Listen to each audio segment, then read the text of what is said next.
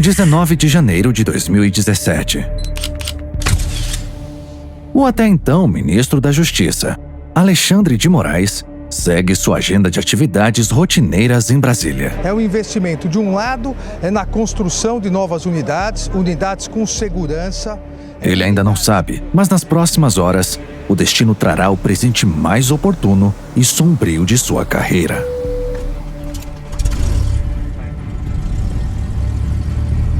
Um jatinho executivo decola do Campo de Marte, em São Paulo, com destino ao litoral do Rio de Janeiro.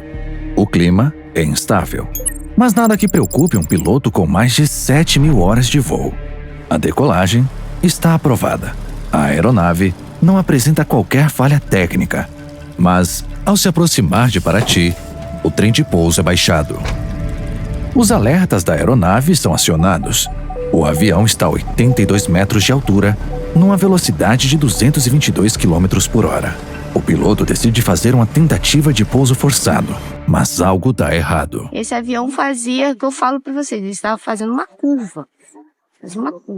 Aí quando ele fez assim, ele...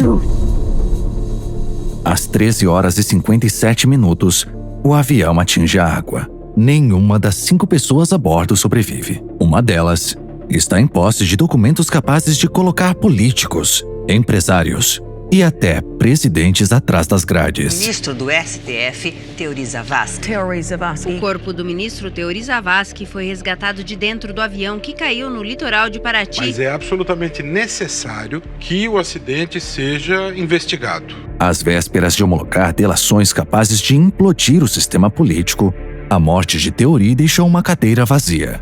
E embora ninguém soubesse, ela já tinha dono. O responsável pelo funeral da liberdade no Brasil. Declaro empossado no cargo de ministro do Supremo Tribunal Federal, Sua Excelência, o senhor ministro Alexandre de Moraes.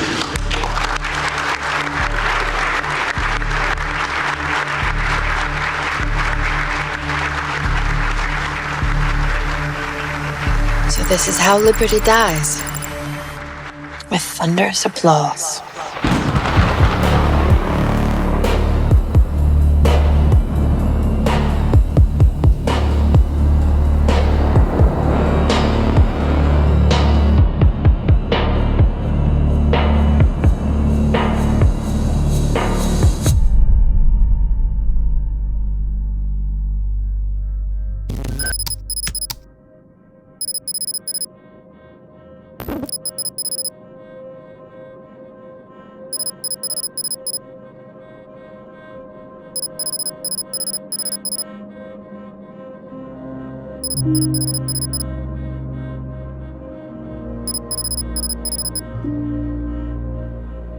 Nos últimos anos, Alexandre de Moraes concentrou em suas mãos um tipo de poder com que nem mesmo os maiores déspotas da história ousaram sonhar. Com a conivência da mídia e de integrantes dos poderes judiciário e executivo, passou a fazer as mais criativas interpretações da Constituição para justificar abusos, arbítrios e ilegalidades. De ofício, sem o aval do Ministério Público, atropelando o Congresso, ele abre inquéritos intermináveis, acusa, investiga, julga e pune. Ainda tem muita gente para prender e muita multa para aplicar. Com esse poder, ele não apenas derrubou perfis, derrubou redes sociais inteiras, calou opositores e usou a Polícia Federal como um braço pessoal de repressão, perseguindo jornalistas sem acusação formal pelo terrível crime de falar demais. Moraes bloqueou contas bancárias de empresários porque não gostou do conteúdo de um grupo privado de WhatsApp que eles mantinham. Censurou e prendeu parlamentares por exercerem sua função, parlar. Prendeu milhares de inocentes e destruiu suas famílias. Negou atendimento médico a presos políticos. Um deles virou símbolo dessa tragédia. Clériston Pereira da Cunha tinha 46 anos e teve um mal súbito durante um banho de sol na manhã desta segunda-feira. Clériston tinha diabetes, hipertensão e usava medicamento controlado. O ministro do Supremo, Alexandre de Moraes, não chegou a analisar o caso. Daniel Silveira, Débora Rodrigues, o número de vítimas da repressão do judiciário é enorme. Tudo isso fez com que Alexandre de Moraes, em julho de 2025, fosse incluído numa das listas mais temidas do planeta, a dos sancionados pela lei Magnitsky. Na companhia dos maiores torturadores, ditadores e psicopatas, Moraes passou a ser reconhecido no mundo todo como um tirano, um violador de direitos humanos. E nem isso foi suficiente para contê-lo. Em 11 de setembro de 2025, o Supremo Tribunal Federal condenou o ex-presidente Jair Bolsonaro a 27 anos e 3 meses de prisão. Num julgamento fajuto, baseado num papel nunca assinado, inventaram uma trama, crimes inexistentes, sem provas, sem testemunhas, sem foro. O circo inconstitucional, além de Moraes, reuniu o ex-advogado e o ex-ministro da Justiça de Lula e teve transmissão ao vivo e os aplausos do sistema e os aplausos da mídia. Uma mídia falida, vendida, que abandonou a verdade para propagar narrativas para servir ao dinheiro.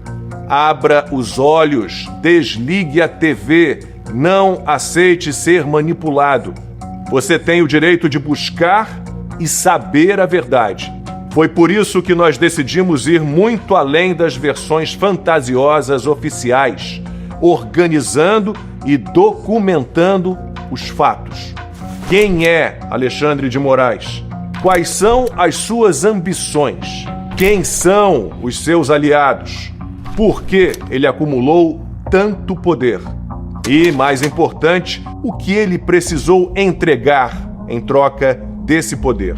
O que você vai ver agora é um dossiê, uma produção audiovisual que une documentos, pesquisas e fatos sobre o maior ditador da história da República Brasileira. Seja bem-vindo ao primeiro documentário oficial da Timeline.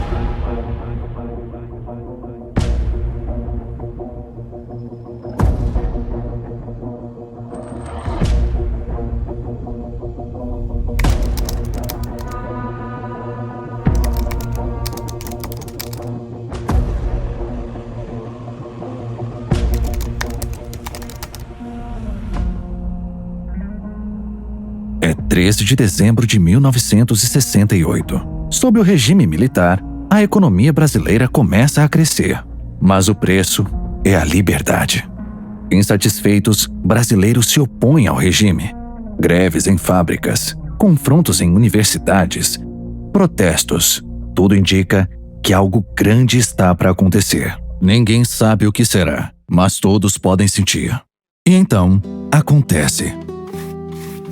Após ter ouvido os membros do Conselho de Segurança Nacional, resolveu baixar um ato institucional que tem como finalidade fundamental preservar a Revolução de Março de 1964, a fim de que possamos, saneando esse clima de intranquilidade que gera a desconfiança, o desconforto e procura de qualquer forma atingir o regime e que precisamos defender, baixar um ato institucional. Naquela sexta-feira, foi publicado o Ato Institucional número 5, um decreto que consolidaria o regime militar pela próxima década. Ninguém sabia ainda, mas, naquela mesma noite, em uma maternidade da cidade de São Paulo,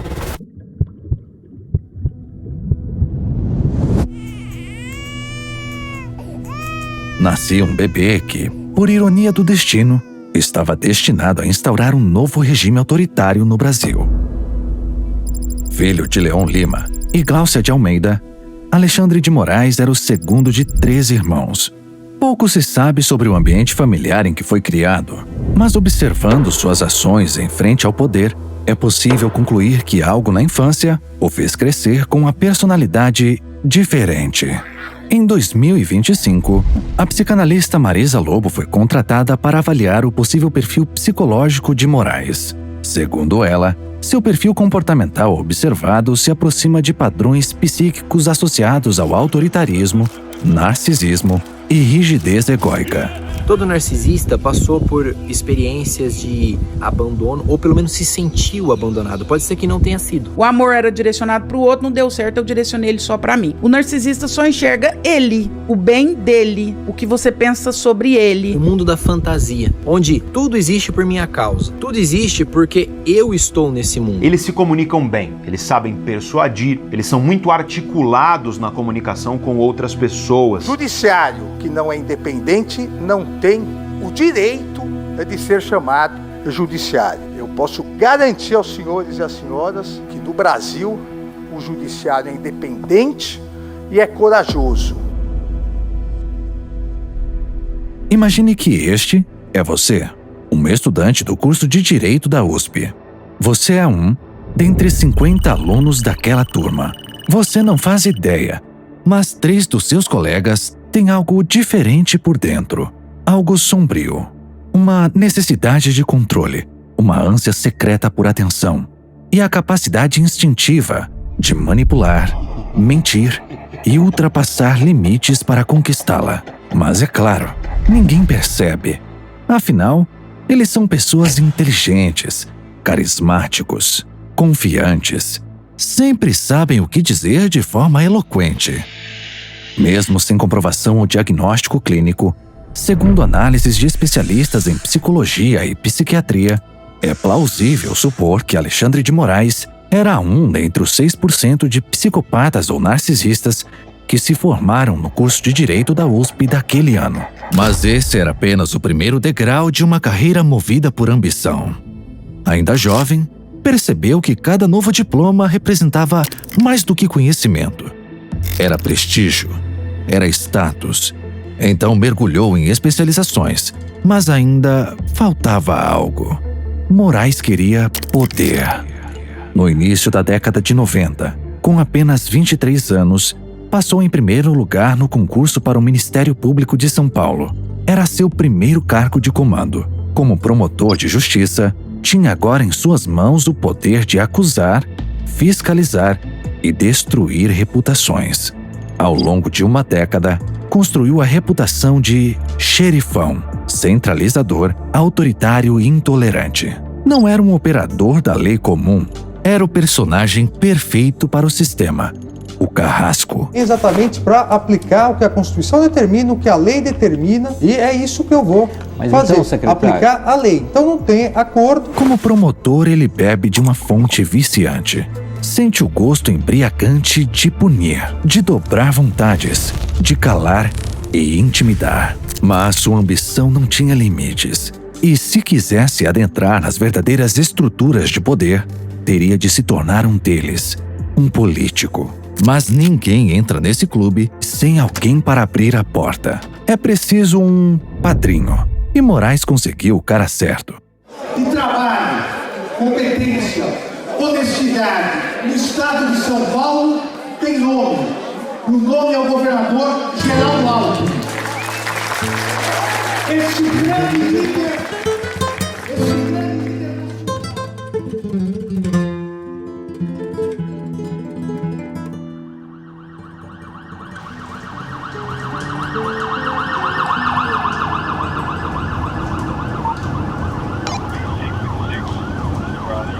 São Paulo, maio de 2006.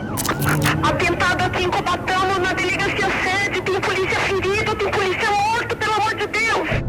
Estoura uma guerra entre as forças policiais e o primeiro comando da capital. Tudo começou no dia 11 de maio com a transferência do líder da facção, o Marcola.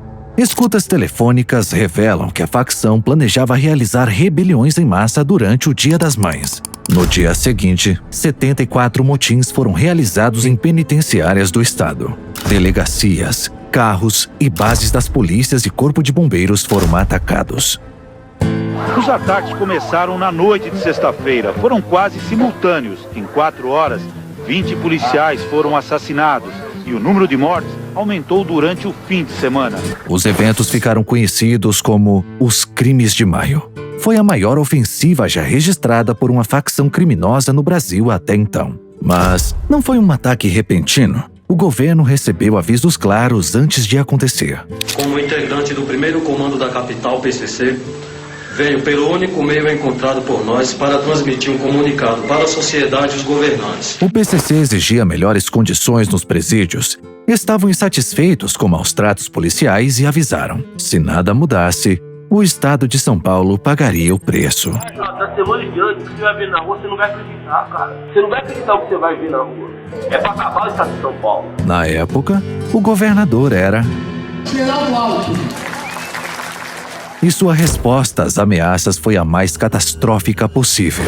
Porque daí o Alckmin resolve, quando ele vê que é verdade, ele dá um tiro pela culatra. Acho que junto com as séculas dele pensam que espalhar os chefes, Zezinha, Geleia, Julinho Carambola, iria enfraquecer a facção. Essa movimentação de presos já estava propriamente acordada com o governo do estado, no sentido de movimentar aqueles líderes e uma parcela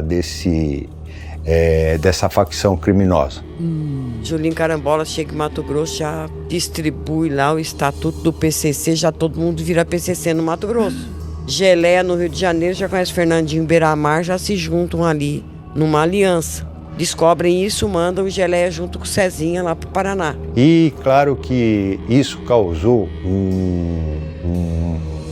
uma revolta no espírito desses indivíduos. O diretor, ele tem escolta para a casa dele, você não tem. Mas tem gente na secretaria que puxa, eu vou falar pra você, vai ter gente na secretaria que puxa no computador, eu endereço de vocês, cara. Tem o endereço de vocês tudo, cara. Ah, que Maria, tá desse jeito? O dinheiro compra tudo, cara. Tá desse jeito, cara? O dinheiro compra tudo, mano. Não tem o seu tempo. Mas tem gente na secretaria.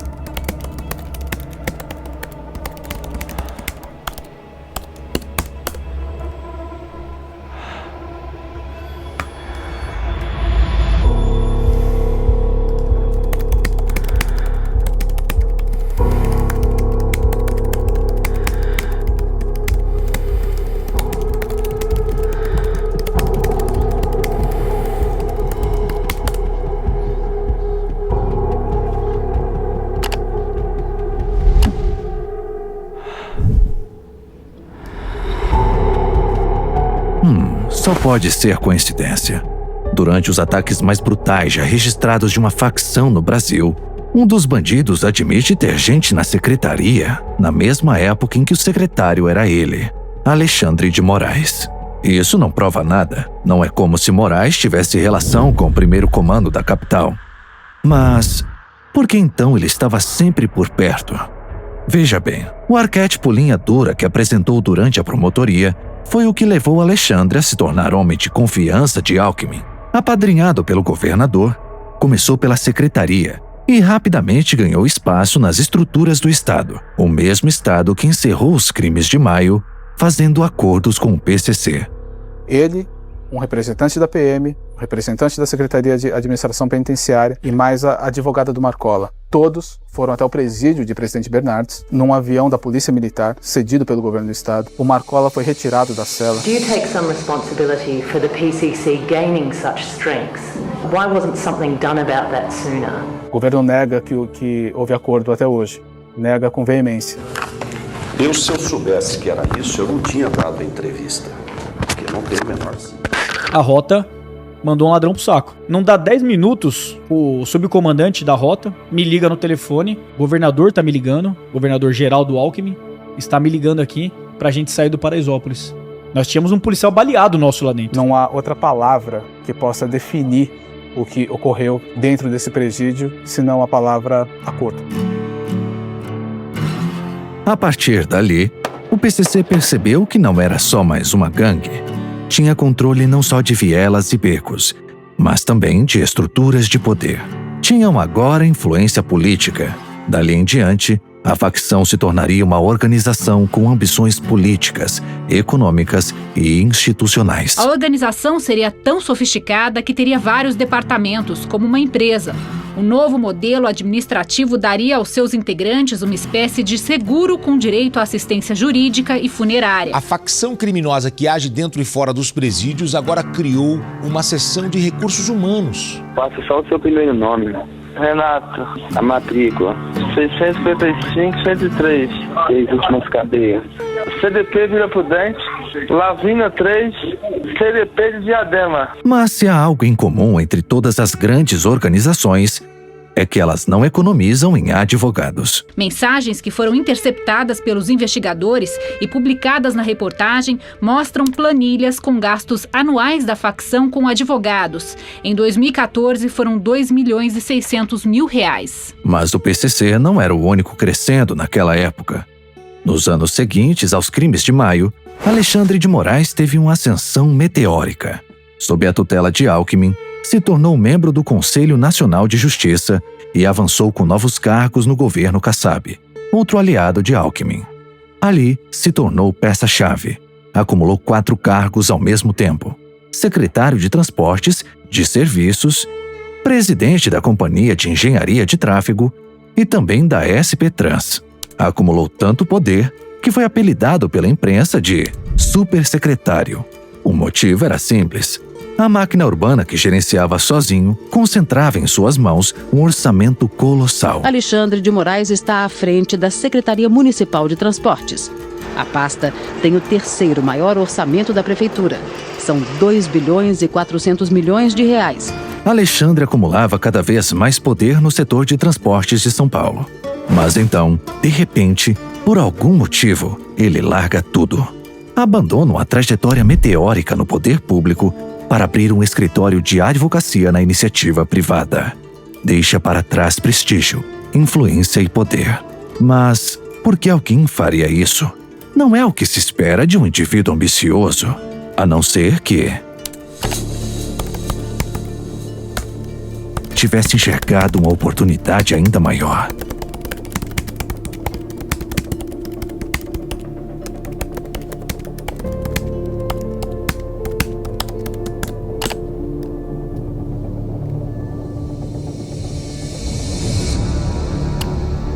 Bingo. Transcooper, uma empresa que operava linhas de transporte alternativo em áreas dominadas pelo crime organizado. Uma cooperativa com mais de 120 processos nas costas. E quem assume todos eles? Alexandre de Moraes, o mesmo que até pouco tempo controlava a secretaria que regulava o sistema de transporte na cidade. O mesmo que, por coincidência, tinha poder direto sobre contratos e licenças desse tipo de cooperativa. Suspeito? Sim. Ilegal? Não. Mas tudo fica ainda mais estranho após um episódio em 2014. No dia 12 de março, uma operação do Departamento de Investigações Criminais intercepta uma reunião secreta na garagem da Transcooper. Entre os participantes estão milicianos condenados por tráfico, integrantes do PCC conhecidos pela polícia e até mesmo Luiz Moura, ex-foragido da polícia e deputado do PT. O deputado participou de reunião onde estavam 13 integrantes do PCC. A Polícia Civil realizou uma operação na sede da cooperativa e deteve 40 pessoas. Aquela foi a primeira peça de um dominó que resultaria na abertura de um inquérito escandaloso. No setor de transportes, a Polícia Civil descobriu que o primeiro comando da capital, PCC, estaria usando frotas de ônibus em nomes de laranjas para lavar o dinheiro do narcotráfico. Alexandre de Moraes não quis dar entrevista. Eis a linha do tempo. Final de 2010. Moraes abandona seus cargos políticos na Secretaria Municipal de Transportes. Janeiro de 2011. Ele inaugura seu escritório de advocacia e é imediatamente contratado para assumir a defesa da Transcooper. Meados de 2014. A cooperativa começa a ser investigada por envolvimento direto com o PCC. e 1º de janeiro de 2015. Moraes volta para a política como secretário da Segurança Pública, já com seu escritório de advocacia fechado. É claro, não há evidências de que ele tenha participado diretamente de atividades ilegais da Transcooper, mas é aquele velho ditado: tem bico de pato, penas de pato, pés de pato, mas diz que não é um pato. Porque imagine o seguinte: você é um executivo bem-sucedido, está ascendendo rápido na carreira corporativa. Em poucos anos, se tornou vice-presidente de uma grande corporação. Mas, sem qualquer motivo aparente, você decide largar tudo. Abandona sua posição de prestígio para se tornar um faxineiro de um bar. Sua função é limpar a sujeira. Então, é claro, você precisa conhecer o estabelecimento suficiente para saber onde a sujeira está. Mas, certo dia, a polícia faz uma batida no local e, nos fundos, descobre uma sofisticada operação de tráfico de drogas. O bar era uma fachada. Você diz estar surpreso, diz que não sabia de nada. Afinal, é apenas o faxineiro. E o mais estranho, logo depois, decide encerrar sua breve carreira na faxina para imediatamente voltar ao cargo de executivo que, por algum motivo, ainda estava lá te esperando voltar. Mas o hábito de jogar a sujeira daquele bar para debaixo do tapete te acompanha pelo resto da vida. O ministro do Supremo, Alexandre de Moraes, manteve o sigilo do relatório produzido pela BIM, cujo conteúdo teria tentado ligar o magistrado ao PCC. Se olharmos no passado não tão distante, o PT também tentou ligar Alexandre de Moraes ao PCC. Existe um tweet que já foi apagado pelo partido que diz o seguinte: #ministro golpista, Alexandre de Moraes advogou para o PCC e maquiou dados de letalidade policial. Veja aqui. De alguma forma, a reputação de Moraes sempre sai intacta. As coincidências se acumulam, mas as denúncias evaporam, inclusive aquelas feitas pelo PT, que um dia foi seu inimigo declarado. Mas hoje, apaga os rastros e muda de postura pela conveniência dos conchavos. E são justamente esses conchavos que catapultam Moraes rumo ao poder absoluto após um episódio inesperado. Tudo começa com uma invasão, um celular hackeado e um segredo que jamais deveria ter sido descoberto.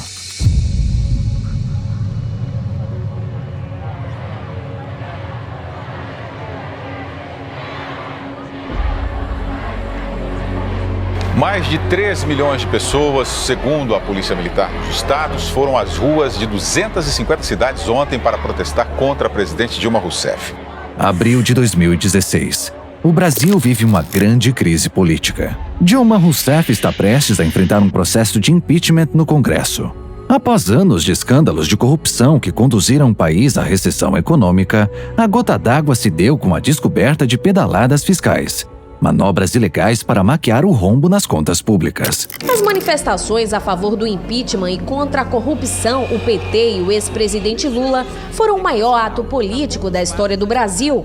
Encheram de verde e amarelo as ruas de todas as capitais e do Distrito Federal. Deputado Jair Bolsonaro do PSC, pela família e pela inocência das crianças em sala de aula que o PT nunca teve. Contra o comunismo, pela nossa liberdade, contra o Foro de São Paulo, pela memória do coronel Carlos Alberto Brilhante Ustra, o pavor de Dilma Rousseff. Como vota, deputado? Pelo Exército de Caxias, pelas nossas Forças Armadas, por um Brasil acima de tudo e por Deus acima de todos, o meu voto é sim. O que ninguém imaginava é que nos bastidores, a semente de uma crise muito pior estava sendo plantada.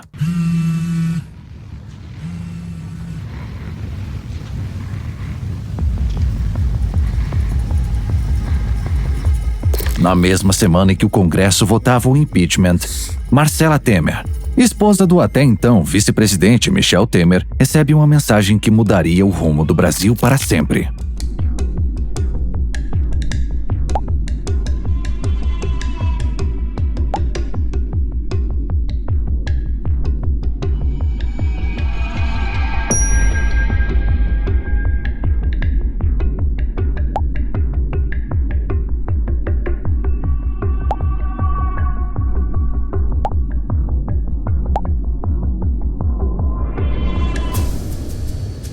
É oficial. A mulher do vice-presidente está sendo chantageada. De alguma forma, o chantagista tem acesso não somente a fotos íntimas, mas também a arquivos, conversas pessoais e contatos. Algo que poderia ser catastrófico para a imagem de Michel Temer às vésperas de assumir o mais alto cargo da República. Mas ele tem um plano.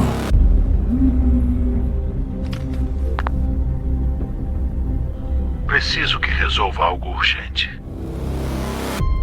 No dia 15 de abril, Alexandre de Moraes, agora como secretário de Segurança Pública, é informado de que o celular de Marcela Temer foi hackeado e é encarregado pelo vice-presidente a encontrar o hacker. Não era um pedido qualquer, era uma grande oportunidade. Não havia tempo a perder. Em poucas horas, ele já havia mobilizado uma força-tarefa de 33 policiais para investigar o caso. Em questão de semanas, a polícia descobre a identidade do hacker. Silvonei José de Jesus Souza, um telhadista de 35 anos sem qualquer histórico de envolvimento com tecnologia, que havia descoberto os dados de Marcela por acaso em uma HD pirata comprado no centro da cidade. Moraes não hesitou em agir. Unidade Alfa, porta quase cedendo. Preparar a entrada. Atenção, equipe 2 pela lateral, sem visual no segundo andar. 3, 2, 1, porta arrebenta. Poucas semanas após o início das investigações, uma operação cinematográfica na zona sul de São Paulo prende Silvonei. A ação mobilizou 40 policiais e 11 viaturas, que cercaram as imediações da favela Heliópolis, onde o estelionatário residia. A operação acontece no dia 11 de maio de 2016. Coincidência ou não, um dia antes do fatídico evento que consagraria Michel Temer como novo presidente do Brasil. Está encerrada a votação, nós vamos proclamar o resultado. Resultado final no painel eletrônico do Senado, com 61 votos sim e 20 não, está cassado o mandato da presidente Dilma Rousseff. Condenada à perda do cargo de presidente da República Federativa do Brasil. Temer assume a cadeira, e a primeira coisa que faz como presidente é demonstrar gratidão. Nomeado ministro da Justiça, Alexandre passa agora a comandar toda a máquina federal de segurança pública. Controla a Polícia Federal, decide quem será punido e quem será protegido. A aliança com Temer marcava mais do que uma escalada exponencial de poder para Moraes. É o início da transformação de um operador político para um soldado obediente ao sistema. Um ano mais tarde, foi revelado o processo de denúncia feito pelo Ministério Público de São Paulo, com trechos reais da conversa entre Silvonei e Marcela Temer. Achei que esse vídeo joga o nome de vosso marido na lama. Quando você disse que ele tem um marqueteiro que faz a parte baixo nível, pensei em ganhar algum com isso. Quer negociar o que comigo? Isso é montagem. E aí, vai fazer o quê? Quer me encontrar? Sabe que não é montagem, não tem cortes. Bandido, criminoso, minha vida é limpa e basta. Montagem, é montagem. Não tenho medo de você. A chantagem contra Marcela nunca foi sobre fotos íntimas. Era sobre um áudio comprometedor em que ela admite práticas baixo nível de Michel. A operação bem-sucedida conduzida por Alexandre de Moraes abafou o caso. Foi o suficiente para demonstrar sua utilidade ao sistema, mas não o suficiente para livrar Temer do que acontecia em Curitiba naquele momento. Foram cumpridos 3 mandatos de prisão preventiva, 3 de prisão temporária e 12 que de atuam na busca e Força-Tarefa Lava Jato do Ministério Público Federal ofereceram hoje em Curitiba denúncia contra 27 pessoas. São quase 2 bilhões de reais bloqueados. A Operação Lava Jato da Polícia Federal derruba um assessor do ministro da Previdência. Outra planilha encontrada pela Polícia Federal no escritório de Alberto Youssef mostra que grandes empreiteiras repassaram 31 milhões de reais para firmas controladas pelo doleiro. Mais uma etapa da Operação Lava Jato. Operação Lava Jato, hein? Quinta teve uma, sexta teve outra, essa semana vai ter mais. Quando vocês virem essa semana, vão lembrar de mim. Opa, vai ser...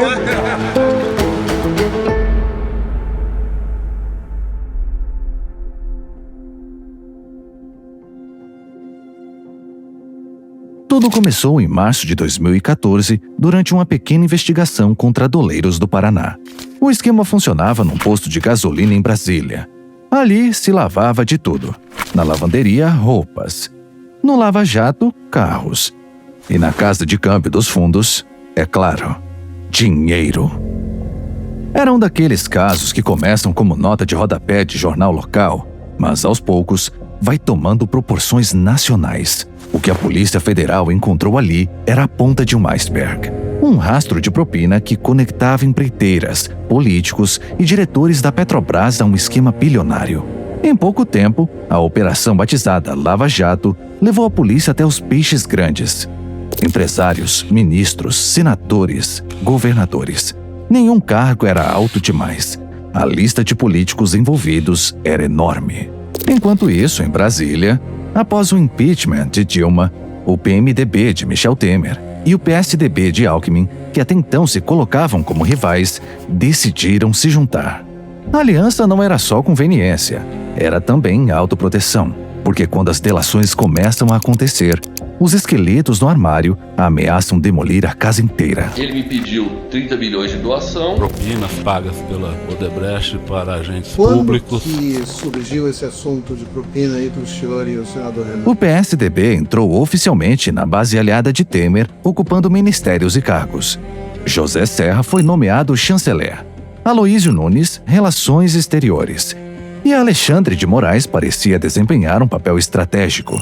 Era o elo entre os dois blocos políticos. Ele era útil ao propósito que unia o PSDB e o PMDB. Ele já foi chamado pela imprensa de o Pitbull de Temer e até de Robocop nas redes sociais. Comandar o Ministério da Justiça significava controlar a Polícia Federal, justamente aquela encarregada da Lava Jato. O novo ministro assume um papel fundamental no prosseguimento da Operação Lava Jato. Apesar de autônoma, a Polícia Federal é subordinada ao Ministério da Justiça. O real problema fica evidente logo no início do mandato, quando Alexandre deixa a vaidade escapar e faz uma declaração polêmica. Pode chegar em apoio total ao Lava Jato.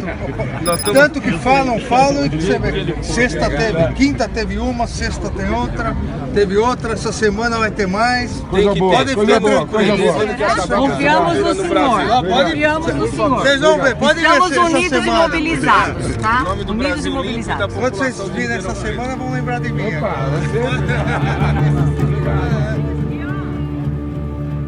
De fato, já no dia seguinte, a Polícia Federal entra em ação. O ex-ministro dos governos Lula e Dilma, Antônio Palocci, foi preso hoje em São Paulo em mais uma fase da Operação Lava Jato. O ex-ministro Antônio Palocci foi detido no apartamento dele, num bairro de classe alta em São Paulo.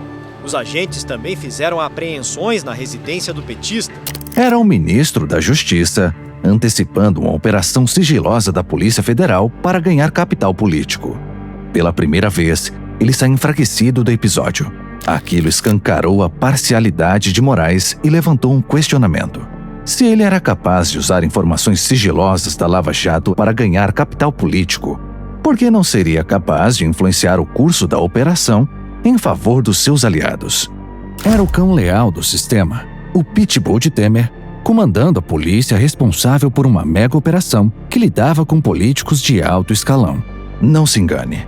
Temer também tinha esqueletos no armário.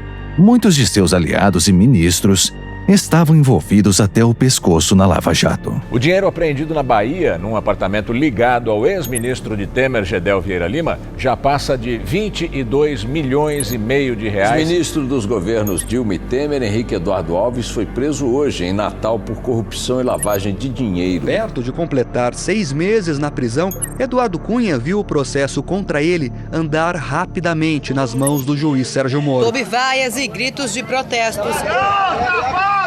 Henrique Eduardo Alves foi levado de seu apartamento por agentes da Polícia Federal. Aos poucos, as delações conduziam a investigação até o atual presidente do Brasil.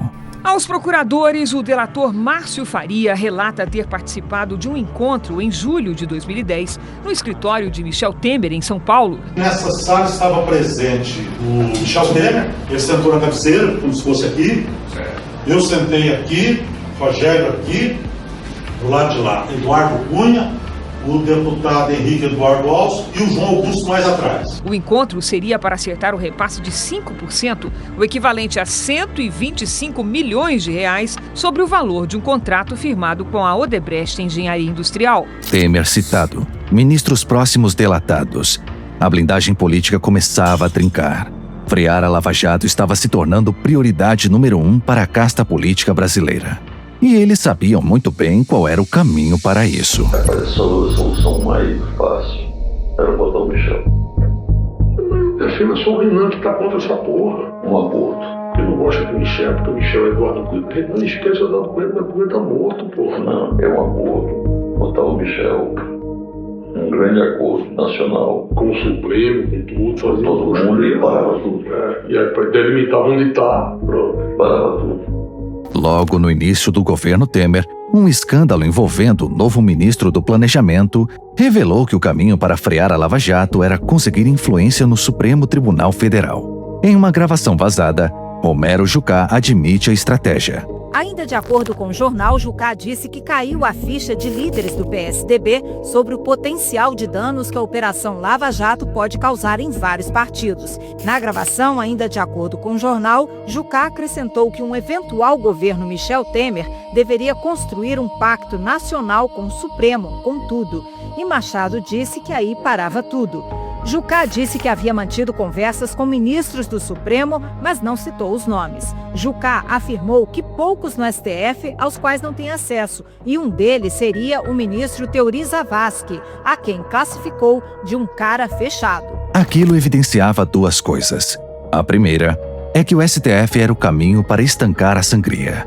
A segunda é que havia um desafio a ser superado. Um desafio chamado Teori Zavascki, ministro relator da Lava Jato no Supremo. Um dos poucos que não sorria para câmeras, não jantava com políticos e se recusava a ser chantageado. Com um perfil técnico e garantista, sua postura gerava respeito e temor. A casta política estava claramente desesperada com os avanços da Lava Jato. O problema é que o caminho para travar o processo passava por um homem que se recusava a negociar. 77 delações premiadas, mais de 200 políticos mencionados, governadores, senadores, ministros. A maior delação da história estava no colo de Teori Zavascki. Era uma corrida contra o tempo. De um lado, criminosos sem escrúpulos, dispostos a fazer de tudo para enterrar a operação. Do outro, um juiz metódico, disposto a avançar o processo até as últimas consequências. Uma bomba relógio estava armada e a contagem regressiva já tinha começado.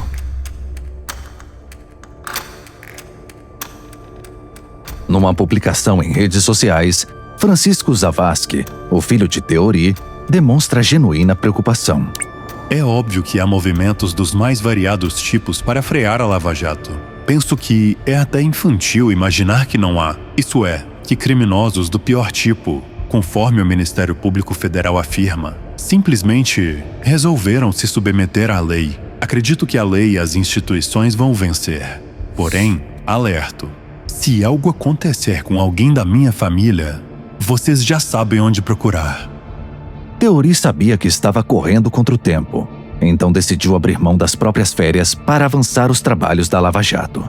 Em dezembro de 2016, enquanto Brasília se esvaziava para o recesso de fim de ano, ele varava noites debruçado sobre pilhas de documentos.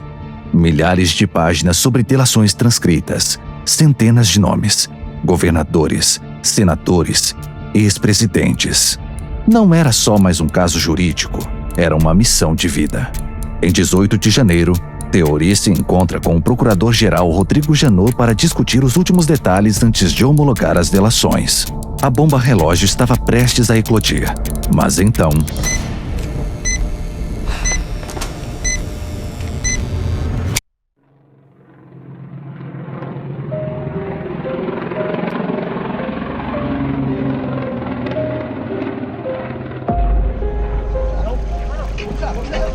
Puxa! Respira por isso aí! Bota na porta! Levanta aqui, levanta aqui!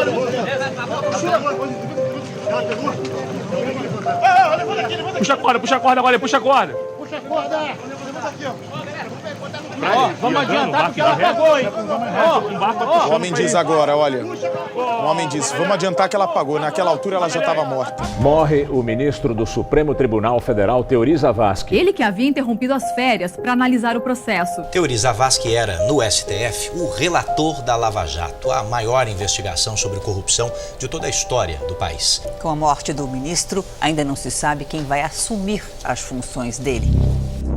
Aos familiares do ministro e dos demais integrantes do voo, meus sentimentos de pesar e associo-me a todos os brasileiros ao lamentar a perda de um homem público cuja trajetória impecável a favor do direito. Ele é preparado tecnicamente. Ele está preparado para enfrentar qualquer um jurista de lá. É que era um trabalhador compulsivo. Ele sempre pretendeu ir para o Supremo.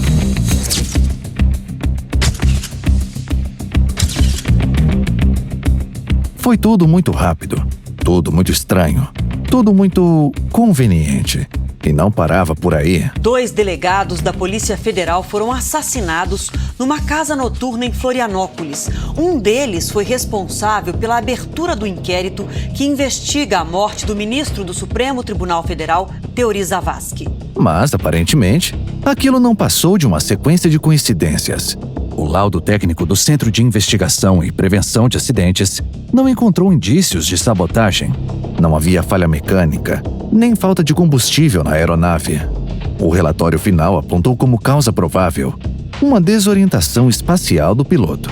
Um piloto experiente, com mais de 7.000 horas de voo acumuladas. E enquanto o país ainda tentava entender as consequências do acidente, o sistema já se articulava para preencher o vácuo de poder. Uma vaga decisiva foi aberta na mais alta corte do país. E o nome já estava lançado: Alexandre de Moraes.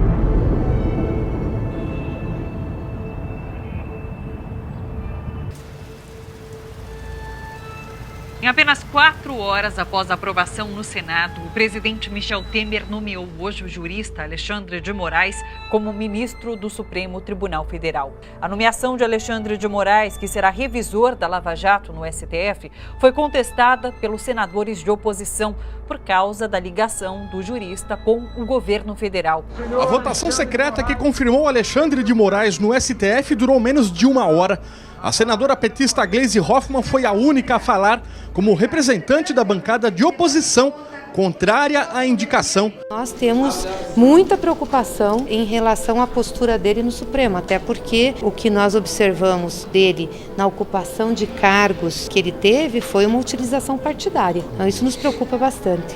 Nós não precisamos de um Supremo mais partidarizado ainda. O senhor não se declarou impedido porque o senhor não pode. Porque eles indicaram o senhor justamente para o senhor ser revisor da Lava Jato. Temer indicou Alexandre de Moraes para a vaga de juiz no Supremo. Alexandre será o revisor dos processos da Lava Jato. Alexandre é ministro da Justiça de Temer. Temer citado 43 vezes em delação da Odebrecht na Lava Jato. Ministro tem foro privilegiado, só pode ser julgado pelo Supremo. Se Supremo, Senado, Temer e Alexandre levassem em conta a opinião do próprio Alexandre, ele não poderia ser ministro do Supremo. Há 7 anos, para se tornar doutor pela USP, Alexandre defendeu uma tese. Quem servisse a um presidente da República em cargo de confiança não poderia ser indicado para o Supremo pelo mesmo presidente. Isso para se evitar demonstração de gratidão política. Boa noite.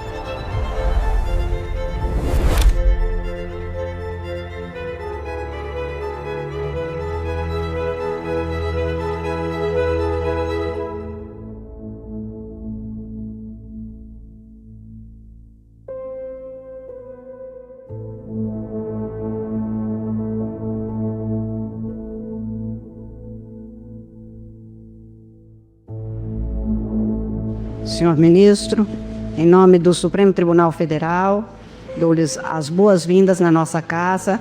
Desejo que seja um período de muito trabalho, fecundo para o Brasil.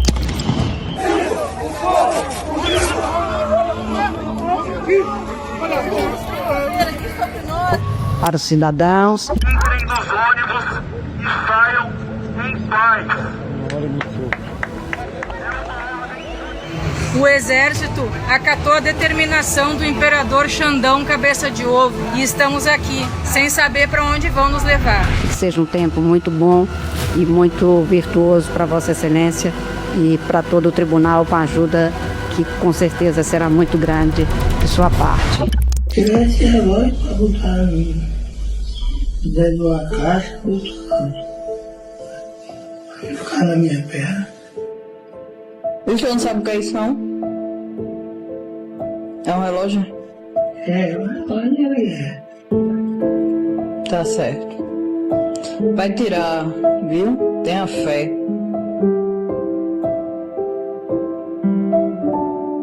O novo ministro assumiu o papel de juiz, mas com a postura de um imperador.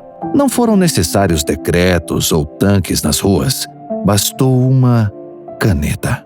Pela primeira vez, Alexandre de Moraes havia recebido uma que dispensava intermediários, que era independente de alianças ou autorizações vindas de cima. Quem carrega essa caneta recebe um superpoder, o das decisões monocráticas.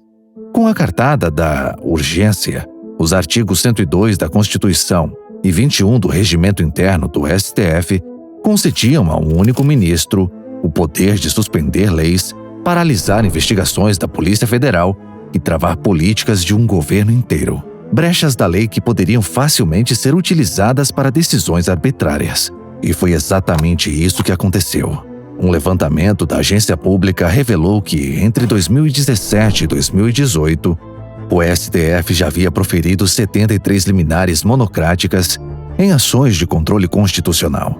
Moraes, sozinho, assinou 25 delas. 1/3 das medidas autoritárias do Supremo pertencentes a um único homem. Em média, era uma decisão por semana. Juristas começaram a utilizar um novo termo para descrever o que estava acontecendo: ministocracia, quando a vontade de um ministro vale mais que a de todo o plenário. Moraes bebia agora da fonte quase ilimitada de poder.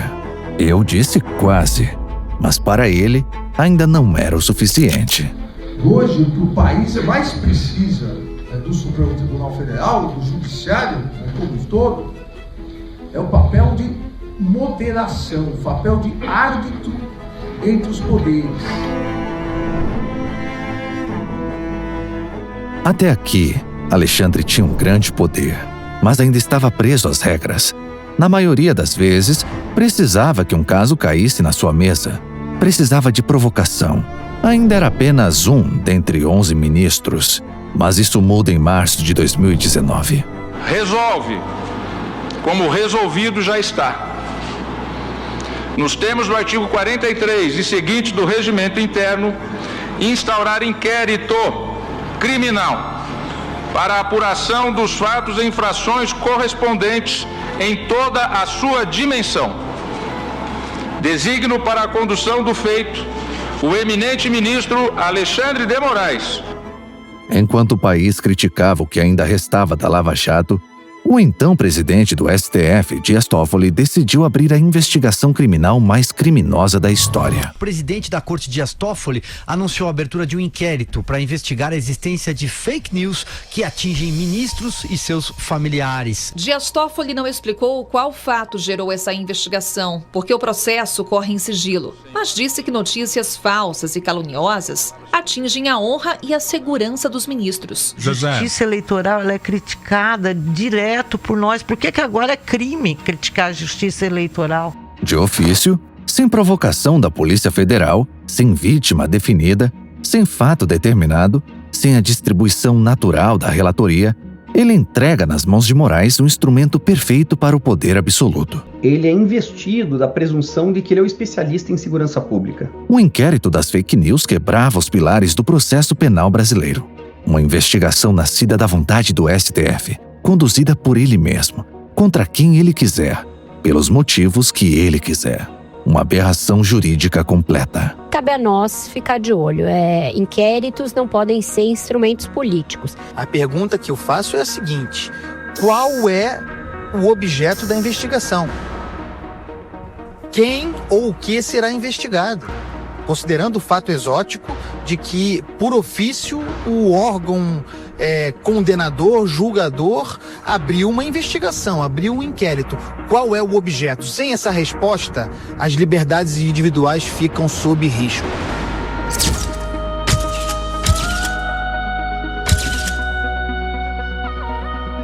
Naquele dia, algo mudou para sempre no Brasil.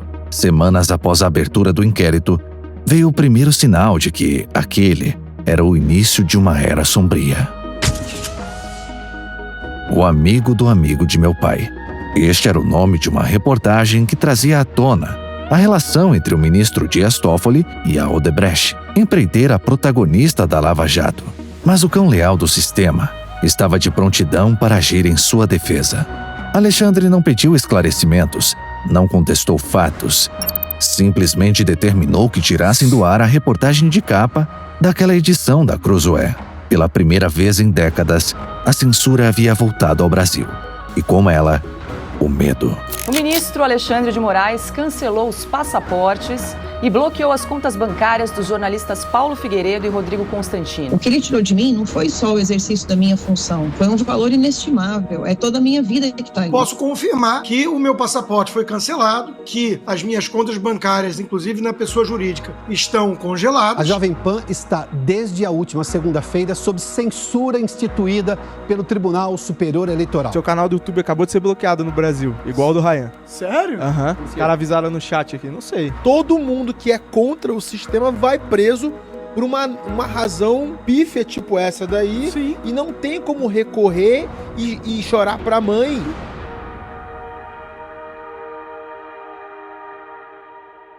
Dentre as incontáveis e já amplamente documentadas atrocidades, inconstitucionalidades e crimes de Alexandre de Moraes, teve uma que serviu de base para a consolidação de uma ditadura no Brasil: a supressão da verdade, o controle sobre o discurso. A partir daquele ponto, o preço de se fazer jornalismo no Brasil ficou alto demais. Em junho completará 2 anos que eu não vejo a minha família. Há 2 anos atrás, a Polícia Federal invadiu minha casa quando o meu filho Pedro estava na barriga da minha esposa, com 9 meses. E a segunda busca e apreensão, a Polícia Federal invadiu minha casa mais uma vez. Abre. De novo, meus advogados vão tentar ter acesso aos autos. Isso é outro inquérito. Sigiloso. A primeira foi pior porque eles colocaram armas em nossas cabeças, invadiram nossa casa como se fôssemos criminosos, inclusive arrombando a porta da nossa casa. Há 2 anos eu não vejo a minha família, e o Dia das Mães é sempre um dia muito difícil. Mas nesses dias difíceis é importante você tomar uma atitude. E a minha é sempre continuar lutando pela liberdade, lutando pelo jornalismo livre. Não há democracia onde há presos políticos, não há democracia onde o jornalismo não é livre.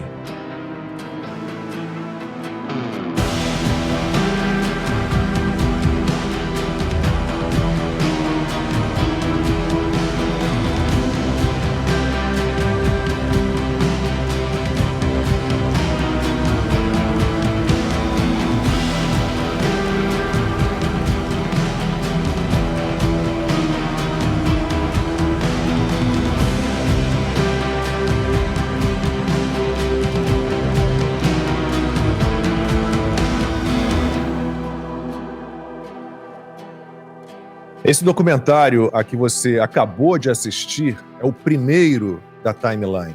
A nossa ideia, desde o início, era resgatar o verdadeiro jornalismo, trabalhar com os fatos, com a busca da verdade, com a curiosidade, com a desconfiança, com as perguntas. Infelizmente, grande parte da imprensa abriu mão disso tudo. A mídia de hoje não fala mais a verdade, não fala sequer aquilo que vê. E pior, ainda persegue os jornalistas que ousam falar a verdade, e é por isso que a Timeline está aqui nos Estados Unidos, para que possamos ser livres e fazer um jornalismo que volta a falar aquilo que realmente está acontecendo. Resistir não é o suficiente. A Timeline também quer devolver a você aquela liberdade, aquela coragem e a honestidade que hoje, infelizmente, a mídia desistiu de entregar para você. Para ser independente, um veículo de comunicação não pode depender de verbas públicas, de governos, também não pode ter o rabo preso com patrocinadores poderosos que querem, por exemplo, interferir na linha editorial. Ou seja, a liberdade tem um preço. E este preço é a independência. Somente um jornalismo verdadeiramente independente pode trazer a você uma informação que não tem viés de interesses de terceiros. Não.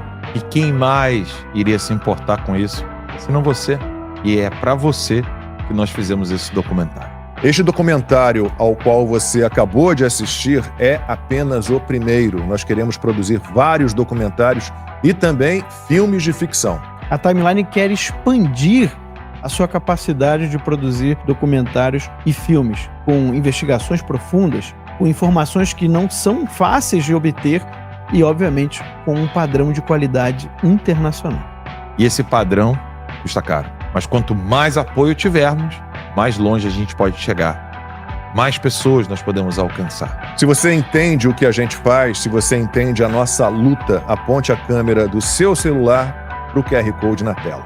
Além de poder apontar a câmera do seu celular para esse QR Code, tem também links na descrição do vídeo, onde você pode fazer a sua assinatura e apoiar esse projeto. Aqueles que poderiam mostrar tudo isso que nós mostramos, até com qualidades maiores, têm o poder do Estado. Nós só temos você. Nós podemos ir muito longe. Isso depende de sacrifícios, como o nosso aqui no Exílio, trazendo para vocês a melhor informação possível.